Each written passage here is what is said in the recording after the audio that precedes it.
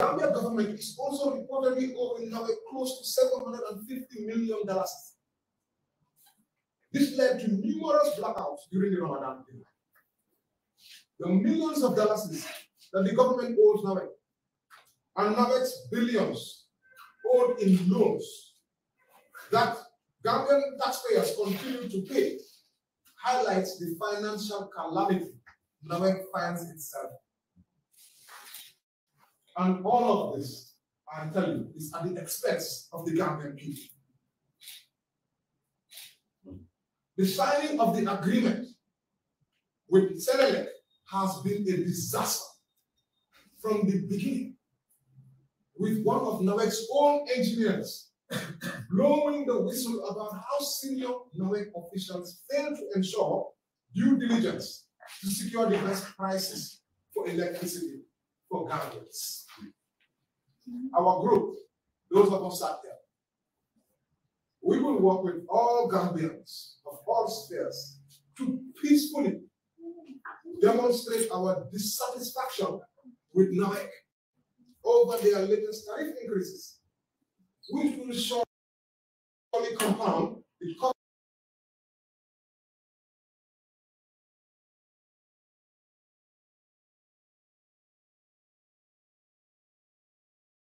of other goods and services after the transportation price hike earlier in the year. We call on all security officers, starting with the Inspector General of Police, to ensure that he secures our right to peacefully demonstrate our concerns. Our movement will be conducting local sensitizations in the public to discuss the latest price hike.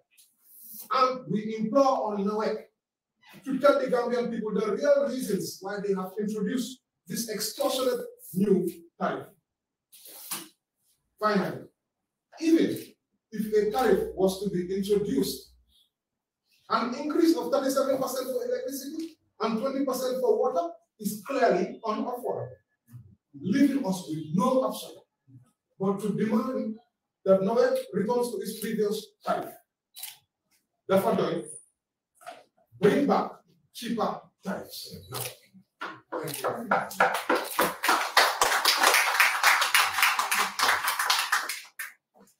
Thank you very much, Ezekiel, for that statement. I'm sure a lot of people will understand what you just in English. Of course, we'll do a summary of that in the 45 statement.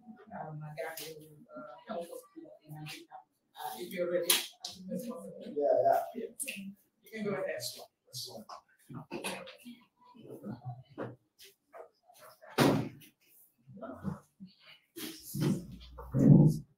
Okay, Salam Rahmatullah, Bada Gambian Group, Mobile Condom, Television Media, Gambian Monday. We will be seeing young about the bombs about consensus in the Pampola Pool, or a habit to Canada. We may see the order for another pool making a kind of Padaman, Kamandra Molo, Najalko, Amami Baget, Nawec, Tariff, Tariff, your water means some Yalafa.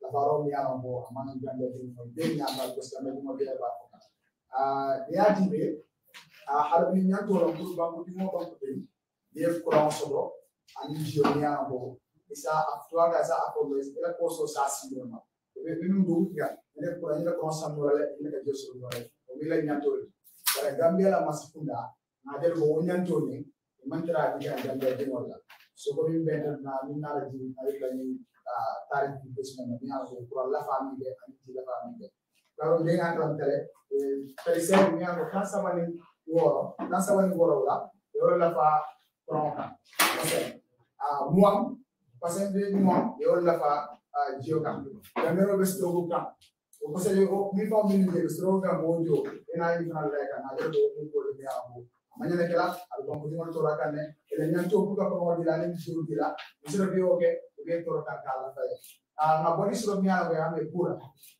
mo ji ko jamo ko te me lo ko na ala jero pura boni mi ambo itole be mo ning narekeno itole be consuma wala ngo ni benefit na sa ji lo ya taniko in Nawec nyanda ka increase window kura da make sure le now ke futa kon ko dimol bela ka tani mo lako ni da ko le ke the more kan waga be engagement public engagement but ndo ya ko pura dunia ko la do ko mo ran mo le ke jo na sari mo le ke jo yo do ko ke ha yo kele bare image me an ko en dunia fa because we bring na so ke ngale ko mo di ma ga ba ko me an ko no pura lo engagement kala so pura engagement ko de me an ko image inyata ka kenya me ko la no ka samina na jibe kurang ko ay na la jibe gamino la sari ani kamiso gambe diol kamiso sari ba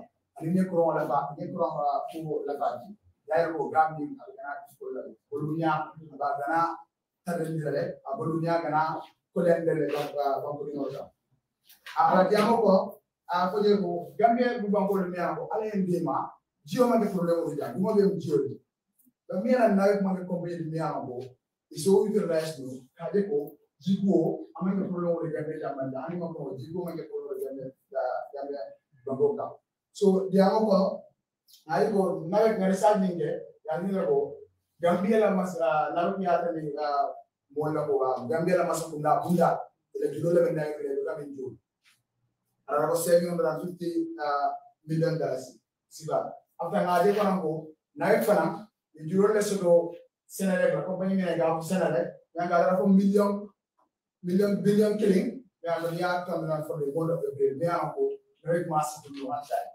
sendo ya ko Nawec la increase mo le nda ko ma ko ko ta ko wala ko ga do fuaro le ko alla sarren di ma kam sura do kula alla na la fa ñu kam nga na Sénégal jo wala ko ma Sénégal jo bunan na ko dos Nawec mo electric provider faye Sénégal mo wani country la compagnie de banko mi ala ko non ko mo ni le banko mo be ni le ko mo da ya se le do juro ka ni wote ma ko di mo kana ka sokola la sarren di mo e o ta yo ko windu na tani mo bringa le sat fange ay average Gambian ni ya grade 1 to grade 5 mola sarren kamiso mo be wala ka yo jan ni ali mo 3000 ma fara 3000 so ni increase no ko ya la fala o mo ja ko ni nara jibe fana ruwa Gambia ni ajibe ko wala ya hayma na risal ya hayma mo ni be ruwa Gambia wan wuli killing ani kemeni tallu e ko la dundu ko rawani jiko ko be be jama ko mo jama ko wuli killing keme woro wala tanse e ko dundu ya e ko boni sari ko ka ni ko ko ba Nawec la ni la faaro mi kete de abaten la ko hani be ruwa Gambia sai e do ko so wuli killing keme lulu tan woro la e ko la faala bi sa yo boni mola sare ko don do ndo ko mo jang ya jibe wuli fula keme nani ani tanani e ko le fengela ka boni la sare ko sa ni ga 3000 sare so we wuli fula keme nani tanani boni de buru Nawec dem na ko so Nawec la ni tare wala balgo be den naari so na del ko mu Gambia no be responsable wala na buta ko be nga jendo ka na ko ni ke Gambia banko government ele nyento le na tanda franco e ko bes blejo le ko di la blejo la meta ko 46 blade tanda ne si blade ni ko ko di blade sola o ko ni ko kendo na Gambia di wol be ya upload mo be ko data upload par sa yo ko di ko di milla rural Gambia sa en ge mi o ko pro men dire basta no ba nyali de na tra mo me am para sare mansi e ko la fa america e ko yo mari sa en ge mi pro me o ko sa no la nyali wala ko fana mo dole ne abo Nawec nyanda ka ben so kan na Gambia dingol be kumandi ka because na ko Nawec la contract wala government Gambia government ye contract sale tema do ya ko Nawec kamil fo mo le banda o mo ko mo be ko so nga Nawec kumandi na pour na indi banko dingol ya tini mo la ko mo ne fo ya na le fa ka ni kura wala ba kaneka eka access mindi banda do ma do nyaba ina ko ko mole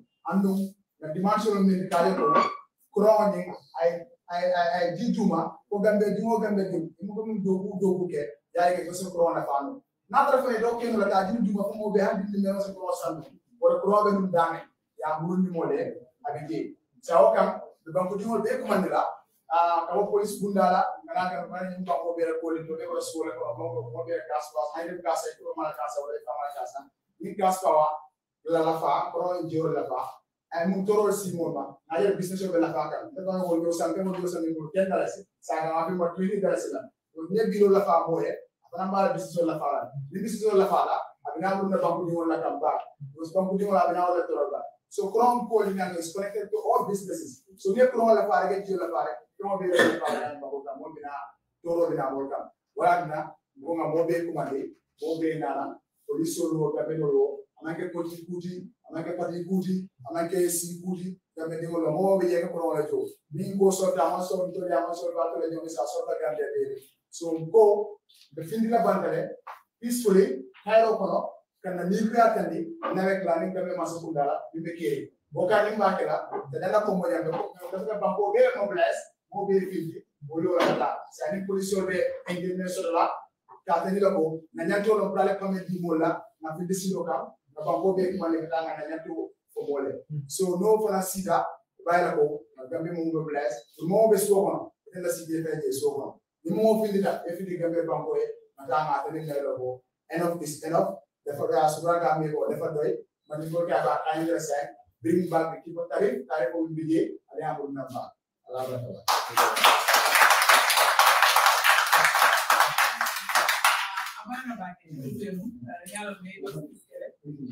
because more than me, I'm going to Lafaka, I call for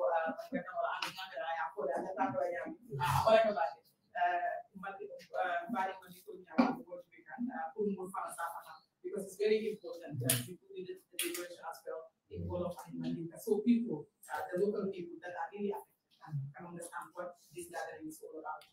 Next, we are going to call the president of the Consumer Protection Consortium. He is Alpha Omar Jalo, Alpha Usman Jalo rather, is going to say in a few words, of course, to represent his institution as well. Mr. Jalo, you're welcome. Yes, thank you.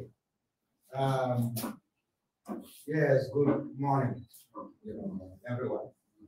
I am, as introduced, I am Alpha Usman Jalo, and I'm the president of the Consumer Protection Consortium. I'm sure some of us, for you, Consumer Protection Consortium. Consumer protection. I'm sure we all know what consumer protection is all about. This issue of Nawec is all about consumer protection. This is about rights. It's about human rights. Because if you are talking of electricity, water, and all, there are fundamental, basic human rights that should be provided. Okay? And the onus is on every government of the people to look at it and know that, it's a right of its citizenry to be provided with that.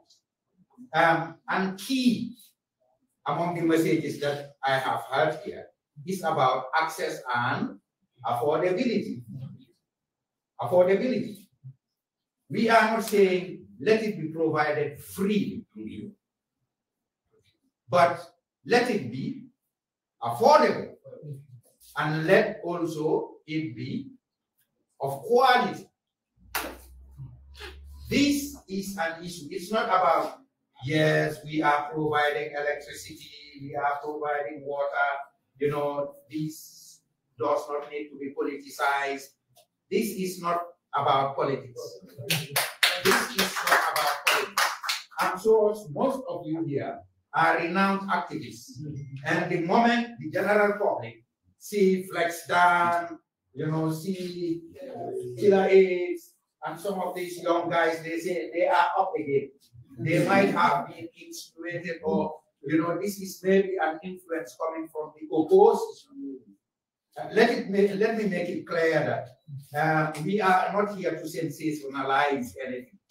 It is just to be real and know that this is an issue which is affecting everybody in this country.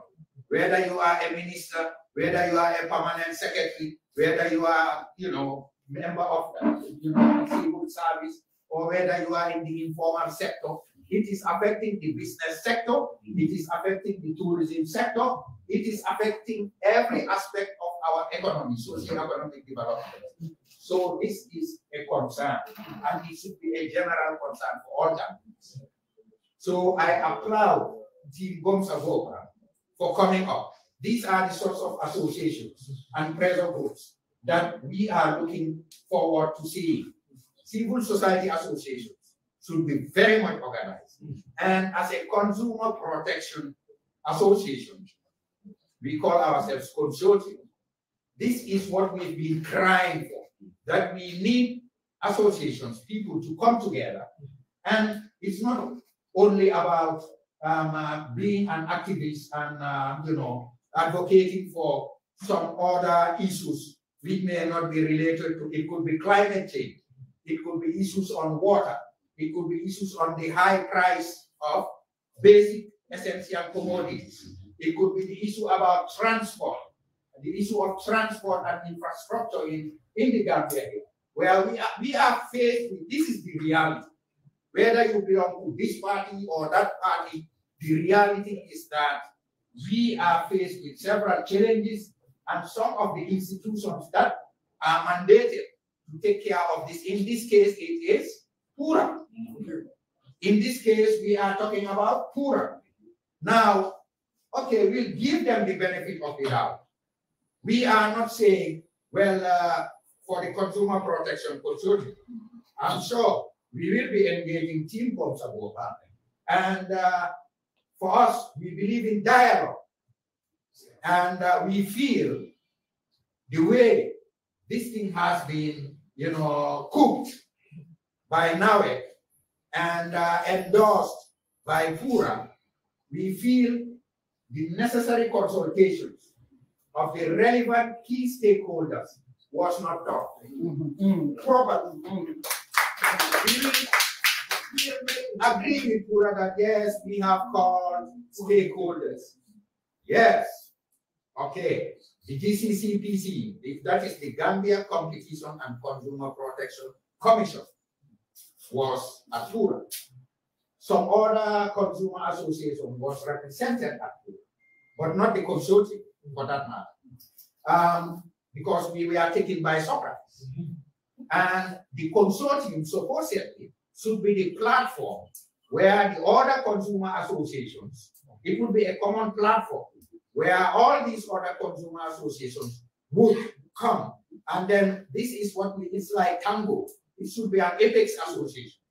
So if you are reaching out, you don't look at, briefcase organizations, but you look at real grassroots, national organizations or associations that are in this country and consult with them. This is what we are saying. So we will be, of course, we will be engaging or re-engaging PURA. We will be engaging the Gambia Competitions and Consumer Protection Commission, because that is our legal avenue. Yes. That is where we will, if we want to seek redress, that is where we will go. So it's not all about demonstration. And, for us, we will say that would be a last resort. But alongside, whilst there is sensitization, and both here, and I'm glad you said it in our country, by that, we would be working closely with Team Gomsa to come up with a formal complaint,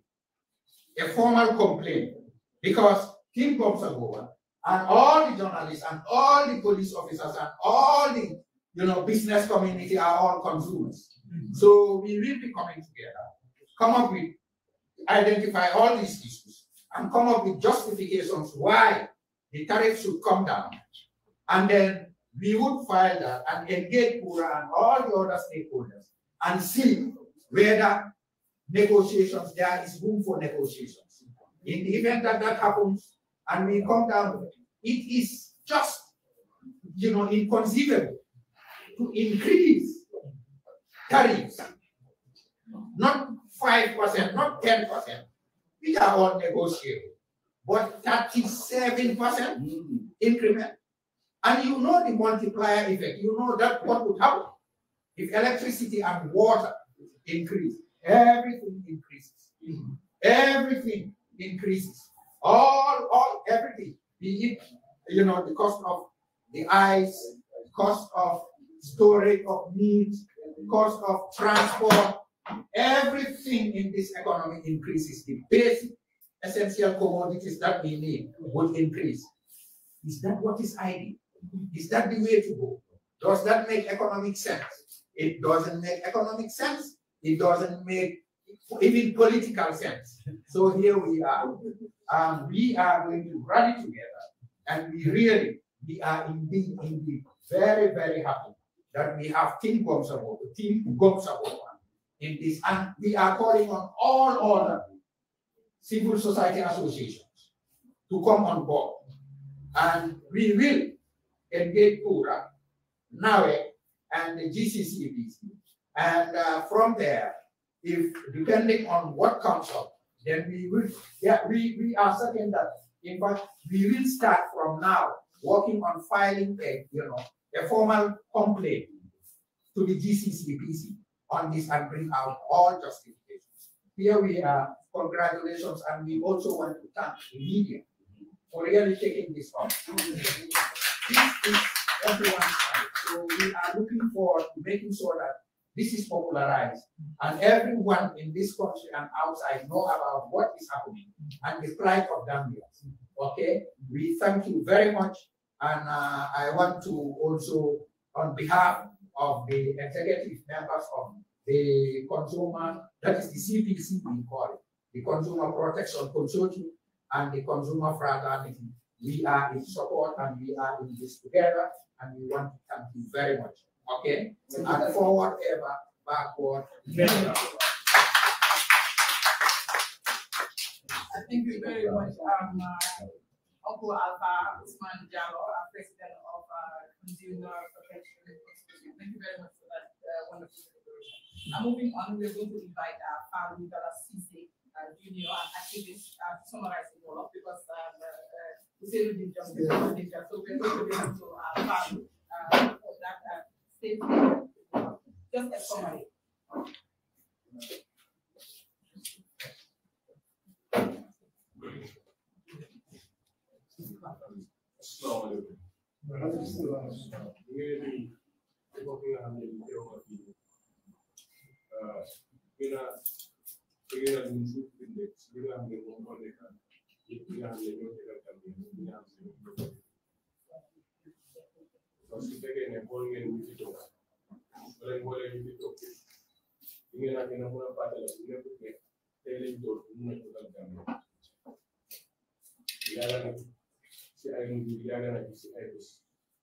Why we kurang diri aku no we ko dore di ko technique pour Gambian people bi we ko dore on jamono of 2017 so ñu don ke yépp moom moo nekk ci ko xam ne ñu dëkk nga Gambie nga am kurang ak ndox mu mun laa fekk ci nga def loolu ci ko dore 2017 ñu waat ba ci 2023 mu am ay success stories su fekkee ne leena da nga koo xool ci ku fi toog benn woot te ko mun a use passé yeneen yi moo nekk consistance bu ñu fi indi tey moom moo nekk li nga xam ne moom moo dal dëkk pour Gambie mooy nawet seen increase ci tariff sugar yi nga xam ne courant bi jël na fi yokka si 37%, ndox bi ñu jël ko yokka si 20%. te Gambien si ñoom ñëpp suñu xoolee xam ne biira moo amee wàllu boo xam ne nii moom moo war a saytu fokk utilities yi nga xam ne ñoom ñoo nekk si biir dëkk ñëpp te ñun ak Gambien su toog seen biir kër dañu dem ba touché biira ñu ko doxalee ak ñu kay demee ñëpp dëgg ba pare ñëpp doon Gambien si door nañ di xam ne soo xoolee si dëkk bi biira ñu nga doon wax ne ñu kay daal mun a continuer si ndox ñu daan demee si $1,150 waaye 37% increment bi ñu ñëwee from $1,150 dem na ba yokku to $1,570 ñi nga xam ne ñoom ñoo nekk Greater Banjul area muy urban areas ñu daan contrôle ci ndox ñu daan demee si $1,780 waaye bu ñu ko demee ba xool fu nekk 37% increment bi soo ko demee ba xool dem na ba egg si $2,500 $440. borom kër boo xam ne nii mu ngi nekk di liggéey si biir nguur gi nga xam ne pay scale nguur gi from grade 1 to grade 5 $3,000 su fekkee ne yow courant kase yaa ko war a mun a fay ndox kase yaa ko mun a fay $2,440 ñaata moo laa dese $560. These are things that are not realistic. Su fekkee ne yii mu ngi continuer ñu gëm nañ ne production bi ñoo ngi fi jógee because of su fekkee ne ndox kase wala da ko war a mun a fay $2,440 naka ngaa fayee sa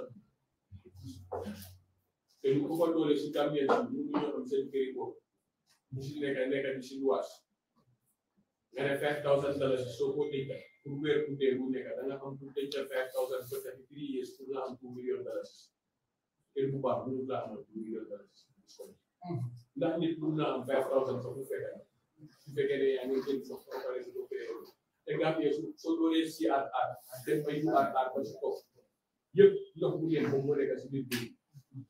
Why do we need to have these water resources in this country and paying for this exorbitant price? For what?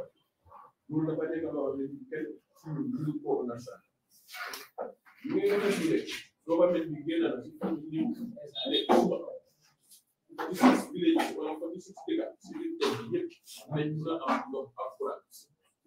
I think again, and you have to do it as bigger. Well, I think that's good. Again, you know I'm not doing it.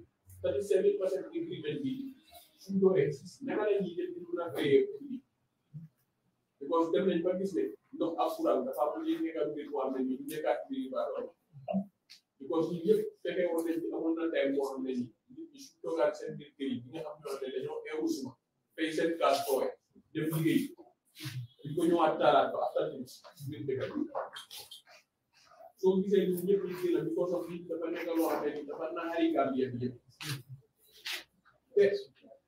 ñu jógee ko si biir si ñu ko waxee comme moo nekk ne suñu gisee dañoo wax ne jógati ne gars yi jógati lu gars yi wax because of am na ñoo xam ne dañ def pratique boo xam ne nii opposition bi ñoom ñoo leen indi waaye lii moo nekkul mbiri parti lii nekkul mbiri xeet ba pare lii nekkul mbiri affiliation ne man ñu laa dëkk wala bëri laa dëkk amul marché opposition amul marché mbiri parti courant bi amul tarif opposition amul tarif mbiri parti dafa fekk ne nii dafa nekk ni dara ngoor dëkk bi yëpp ba pare su dalee dëkk bi yëpp lool foog mu am ñeneen ñoo xam ne nii dëkk bi yëpp mun a diina lool foog mu am ñoo xam ne nii ñoom ñooy organise nit ñi pour jiit leen si biir dialogue ba pare nit ñi jox leen seen kàddu nit ñi gëm sa bopp foofu la toll nekk te gëm nañ ne dialogue am na gëm nañ ne dinañ wax ak ITP gëm nañ ne dinañ enter a dialogue pour ñu CBC gëm nañ ne dinañ am a formal request bu ñu def because of comme ni ko waxee organisation yi nga xam ne ñoom ñoo ànd ak PUR dem am nawet bu gën a ooyee comme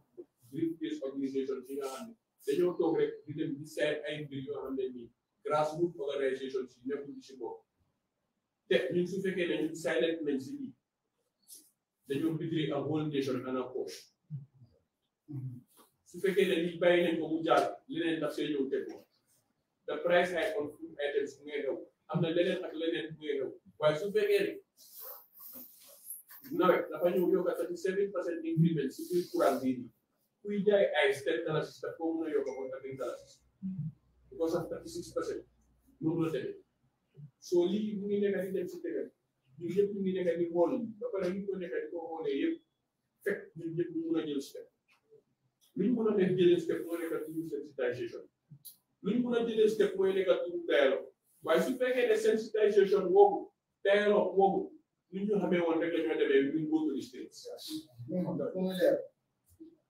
su fekkee ne sensitisation woowu su fekkee ne dialogue woowu ñu go to the streets soo léegi ñu xool nañ ko IDP pour ñu seet naka la ñoo waxee ak moom dinañ dem tamit seet lu ñoo waxee ak ñeneen because of lii yëpp soo ko gisee te comme ne am na ñeneen ñoo xam ne ñoom ñoo téye nawet ak ñu xeetoog moom ñoom ñoo nekk di def this behind this government because soo xoolee Sénégal bi nga xam ne moom moo nekk Sénégal mu mun a provider Sénégal électricité bu koy su demee ba war a mun a provider électricité because am na li fa nekk loo xam ne ni nekkul Gambien interest ñu ko su fekkee ne nawet dem na ba oo Sénégal $1 billion government of Gambia mu oo nawet over $750 million let's do the math government of the Gambia moom mu oo yi so ñun lii nekk na loo xam ne nii bàyyi nañ ko xel ba pare dinañ def consultation dinañ waxtaan si biir radio shows dinañ waxtaan si biir print media social media fu nekk dinañ fa dem waxtaan ak Gambians waaye lii dina ubbee ak génn yu daan génn su fekkee ne mu génn faa egg because of li naxaari nappkat yi ñëpp loolu te ñun ñëpp boobu nañ ne suñu nekk nii moom mooy dëgg te ñun ñëpp boobu nañ ne Gambia fu nekk di demee nii su fekkee ne bàyyi nañ teg ñeneen ak ñeneen si kaw nit ñi ñoo xam ne mënuñoo dunda ba pare nekk seen biir dëkk Gambia nekk si fifth country bi nga xam ne moom moo gën a seetlu courant si biir Afrique biir West Africa te Gambia soo ko xoolee ndox bu fi nekk rek mënuñoo dem ci ndox bu fi nekk rek nga xam ne from CRR ba URR soo ko compter ndox mu nekk boobu moo nekk si biir riba Gambia mënuloo am riba sa biir kër ba pare yow nga ne ndoxal bi nii sa biir kër ba pare ñu laa caaj ndox loo xam ne mënuñ koo caaj dëkk yoo xam ne islam of countries these are not rights te wax bi nekkul te dafa gudda te su fekkee ne gudda na tamit ngir digal ñu waaye ñu dinañ jël ne dinañ jël ñu consultation bi te Gambia dinañ dem dina dialogue with the public authorities kon at the end of the day su biir bu bañ a yàgg su fekkee ne ñoom lu ñoo résolve ñu bay gars yi teelu gannaaw si 7% agreement bi ñun dinañ gën a si biir dëkk ñu jaawaaroo ko jërëjëf Pape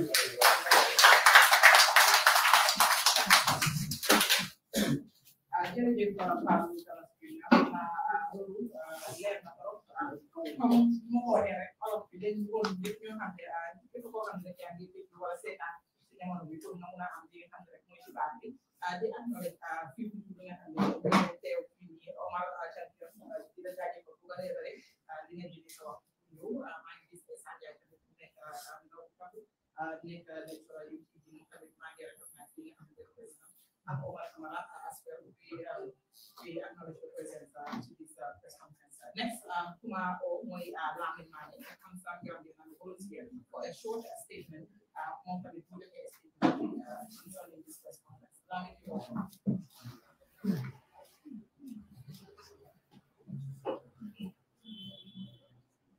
Assalamu alaikum. Good afternoon. I would first start by welcoming the media. Thank you so very much for adhering to the call of transparency and then the organization of Team Sabova for championing this and then giving it the coordination and a sense of direction because when there is an outcry there, the public is showing a lot of concerns. So that being the case, I think it is genuine for a group like or a team like Team Sabova to champion the cause of this need and influence authorities that need to be influenced so that everything comes back to where it is. It's going to be something else because again, right now, many things I mean, things from transportation, food, electricity, water, everything is skyrocketing. So we need to take things according to the time that we have. And as we speak now, Nawec issue is what is on the table. We would like to take it from Nawec's point. Yes, electricity is an essential part of modern life. We have to that. We have moved away from that traditional ways of living, where you using your canoe or whatever, where women will cook and eat, finish that same dish. But now we move into a generation where women will now cook, put it in the fridge whatsoever, and then use it maybe 3 or 4 days. So when things of those sorts are happening in this country, and Nawec is fully aware of that, I think they are not doing their homework right. And we need to tell them that they are not doing their homework right. Nawec's issue is now getting worse because it is creating tensions in the household. Right now, some men and their wives are not on good terms because of Nawec's income. Yes. Because if your wife is cooking and then storing the food for about 3 to 4 days so that you can gradually warming the food for you, and you cannot afford that now because when you were giving say 1,000 for Nawec, right now you need to give away 2,000 or so for Nawec, and then your kids are going to school. There are loads of things that you have to do to upkeep your family. So Nawec should not be the only burden that will stress you and then you bring down to your family whatsoever. So I think Nawec should also consider that part. And then food, welding, and other stuff. All these things that we do, especially buildings and life itself, have a connection with electricity now. If you want to build your house, you really need Nawec, and you really need electricity, because at the end of the day, you need measures to make your window or a door whatsoever, so that you can cover it. So Nawec need to also consider that weathermans are now by helping their doors and their whatsoever, and then it is not a good thing for the citizens. The citizens are crying out loud for those kind of problems. Again, Nawec, I think Nawec is not properly taken serious, because Nawec right now is, I am 1 year older than Nawec. Nawec is roughly 27 years old. A 27 years old institution that has built on a good democratic state, good democratic government, is not something that we need to, throw our weight on. And Nawec right now, Gambia, as we said, is the 5th most expensive West African Gambia is ranked 5th. Gambia is above only Guinea-Bissau, and we all know Guinea-Bissau of recent is political powers, mayhem that we are happening. There is no democracy at Guinea-Bissau, there is no proper democracy at Mali, and Gambia, Mali is on top of Gambia as well. And then you have Liberia and Cape Verde. These are the countries that Gambia is, saying that we are doing better, in terms of democracy. And you cannot call yourself doing better when those ones are, when every decade or so going through political tensions that are jeopardizing their democracy. And you have been observing democracy for at least since your inception. So 27 years old institution, we believe, should be doing great. Should do better than this. If growth comes with responsibilities, so Nawec should know that the population of this country is growing. So whatsoever that they are doing, they need to expand what they're going to do to ensure that the population make the return. Nawec has been failing this country since its inception till date. This country has been seeing blackout. This country has been seeing sometimes a whole week no light. So you cannot tell us that you are going to win 27 years. You cannot supply even a portion of a country with a sufficient power supply. That is a huge failure. I think government needs to recheck or resort the administration of Nawec if they want to see the best out of Nawec, because Nawec can do better than this. Nawec can do better than this. And my reformer speakers here have already delivered a lot of things that are pertaining to the consumption of citizens here, and I don't want to waste much of our time doing those things, because the issue of food stuff that are now skyrocketing because of Nawec's increment, it is not under their control. They have to do it to survive. If you are selling things for $5 and now you have to do for $10 or so, you cannot stay at home because you need that money to keep your family. So you just go out there, whatever that you have from the people, you will keep it. But Nawec have to know that all those problems lies in their hands. They need to go back to the drawing board and ensure that we have a country that is best for all of us. Thank you very much, having my concern here for that statement. I also want to recognize the Vice President of Team of Daniel. Sidan is right here. Can you say hi to Sidan is the Vice President of People. So we also want to recognize the presence of Martin, who is our representative in particular. He is commonly known as mentioned. He has been there for so we now going to welcome the President of Team of Saboka at town. He's most commonly known to all of you as yes, one day. He's going to give a short statement on today's press conference. First of all, I would like to say thank you, a special thank you to the media first. You guys were here 1 hour before everybody. So you guys definitely are playing a major role in the sensitization of the media. So really want to actually Gambia first, we really appreciate all of you.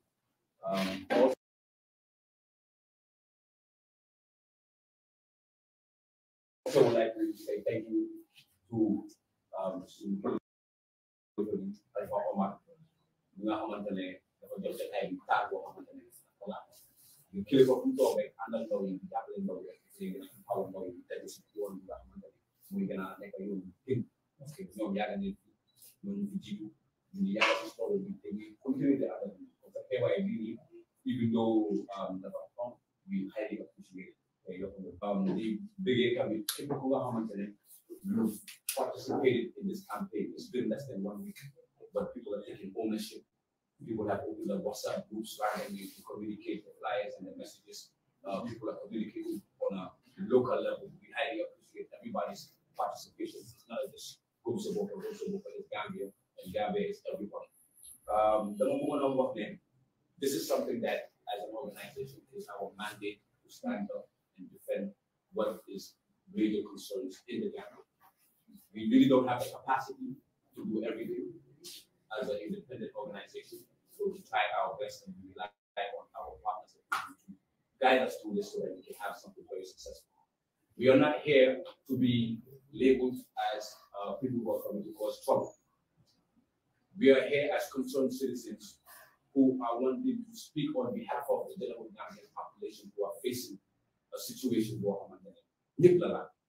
I'm a police officer, I'm a teacher, I'm a journalist, I'm a leader, I'm a get the staff, I'm a next everybody. No the increase in the urban areas of 2,440. We get an example from journalists who struggle and since salary might be estimated around minimum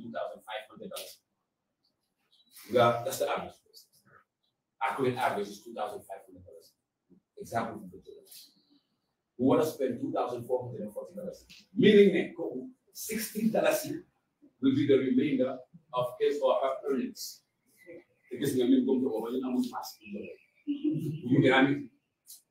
That's just the example. The whole teacher me. You have to name me 8 o'clock in the morning. You generally from 8 up to 5, sometimes up to even 6. Coco will receive a base salary of $2,500. Would they say $60? The average Gambian, really, we want to spend $240, $2,440 on electricity, $1,200 on transport to go to work back and forth. This is like $100 you multiply by that. If you look, feeding demands, what demands. Okay, everybody as Gambians, they make sure that we eat the best food for the family that we can afford. At least 150 demands. That's minimum salary. Don't let them afford 4,500. Some personal scientific credits and tax power. So you sell your as a personal human being. You will suffer $9,660. So salary $3,500. Just too nice. You are in debt of $6,160 after. So you're not earning while you cannot go down the drain. So you want to be in debt. Everybody, our land people, you go support. You said that a campaign that can ease the burden so that these people can hear us out, understanding joke. Please bring in that's the concerns of the Gambian because they could be the formation. But what I look at this tariff on top of the Gambian people, and I can have material taken. And the flow of them people affect crime, burglary, robbery, drugs. It's a chain walk. And as concerned citizens, you know how much we want to see the advancement of the Gambia. We expect authorities to engage us in the dialogue that we are going to have with them. Because of the Gambian people that saw, the new we said it's about time that the Fadoy. Why this time we really mean it because of we cannot continue year after year like this. And in the new democracy, then again, what I remember, we were promised this from coalition leaders in the manifesto that they would provide access to electricity and water to Gambians. That was a promise, a campaign promise. Today we are still in the same situation. We can understand you. We come into your communities. We come into everywhere. We're going to come speak the language that you understand. We engage the Gambian people. Parce que nous avons comme ça pour beaucoup de mini bail avec. Nous ne sommes pas ni les personnes ganaw. Pour taper nous na am dole bu soxla pour ñu tamit xam ne li is not just a political thing or is an opposition thing. This is a concern of all Gambians. Because all Gambians play cash power so yeah, we will am kon maa ngi ñaax nit ñi suñ security sector bi tamit leen ñaax yéen parce que dañu leen bëgg a jaxase all the time between new civil society or new groups of a social movement rather all the time te loolu leen bëgg mu toog fii police officer bi is suffering from buying cash power. The average is 2005 but 5,000 and I understand understand the water face so really send concern so that I hear it please the leen ngeen ànd ak ñun si xeex bi nii parce que lii su sootee police officer bi dafa noppali SAS gars yi dafa noppali paramilitary bi tamit dina am tuuti noppale bu boo xamante ne ko gënal kon bu leen ñu xoolee as enemies bu leen ñu xoolee as rebels bu leen ñu xoolee as troublemakers da ngeen ñu xoolee comme seen brothers and sisters moo xamante ne ñu doon leen a represent on yéen seen behalf parce que we always face the problem of security services do you oppress when we want to fight for the government the most constitutional rights please dañ leen ko ñaan with this campaign and any other civil campaign that we have dañ leen ñu suñu jàmm the late IGP dem si yàlla ji Mamadou Diop yàlla ko yàlla yërëm wala wala gars yi waxoon na ne comme sa boppa respect me because of suñu protest bi dafa doy ñu ko waxee woon ak ñu ko defee it was one of the most peaceful and organized the police officers are leen jox ndox ñu naan parce que ñu ngi xam ne dëkk baa ngi tàng kon dama bëgg a tamit you security specifically ngeen gis us from a different eye please parce que yéen da ngeen bokk si biir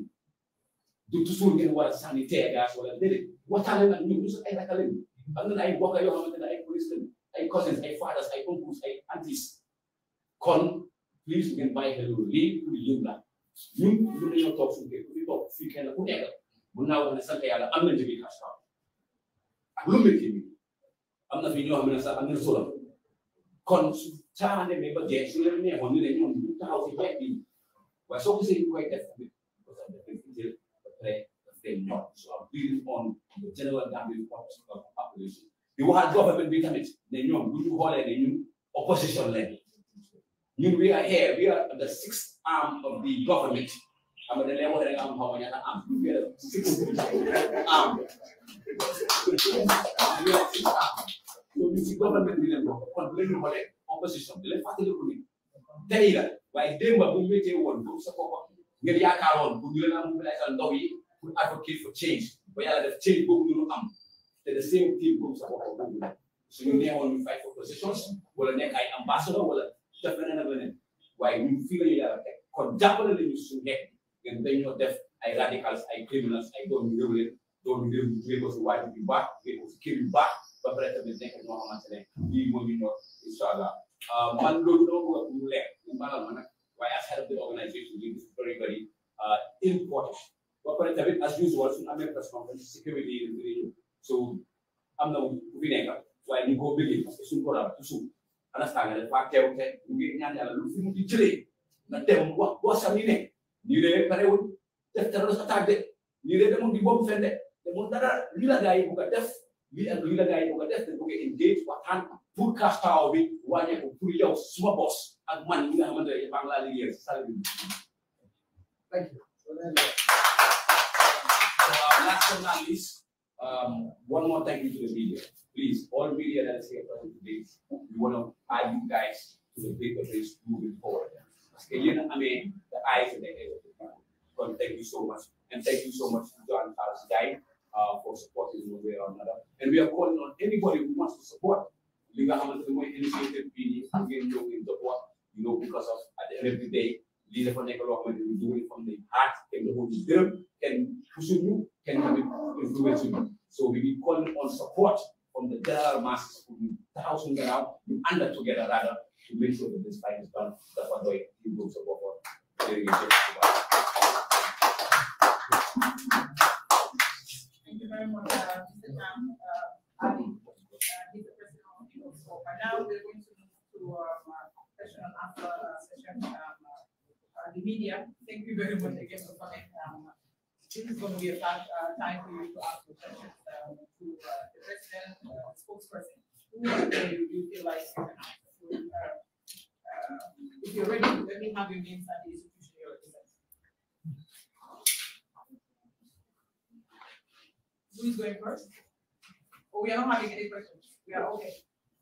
We'll send a copy of the statement as well. Yes, we'll What give any you a copy. questions? Just ask. Any questions? Yes, I have, yeah. Okay, let's have Mike from Star TV. Yes, I am Michael from Star TV. My question is just, I had you guys mention of the percentage of the increase. And I don't want to send a message to the public. As you guys say, it's our responsibility to make sure we send the